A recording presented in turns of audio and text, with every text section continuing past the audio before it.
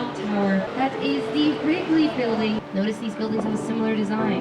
Simple, sleek, sophisticated, able to be recreated. $1 billion renovation project that the city has invested into the Chicago River. We're still looking at European architecture to inspire our design.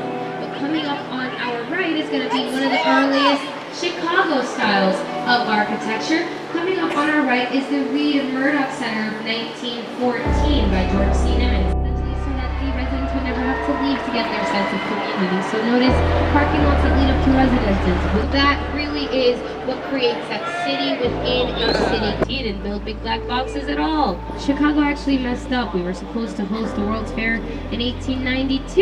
It was supposed to be a 400-year anniversary of the Columbian expedition. What you're all seeing now is the city's largest public art display, Art on the Mart. This was the biggest building in the world upon completion in 1930.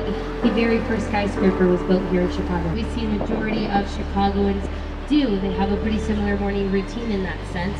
3 of my favorite buildings directly behind us, set to complete in 2021, is the Bank of America Tower.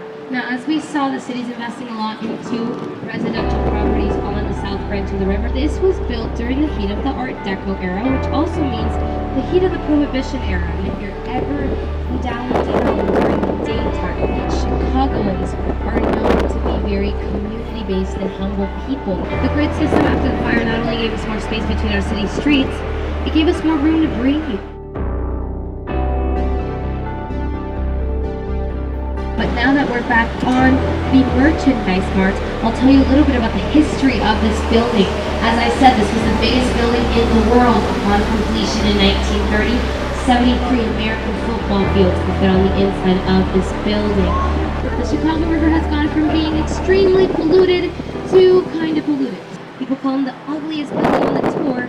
I call him Danny DeVito between 2 supermodels. This is 55 West Wacker here on our right. Brutalism style architecture, 1960s Cold War era.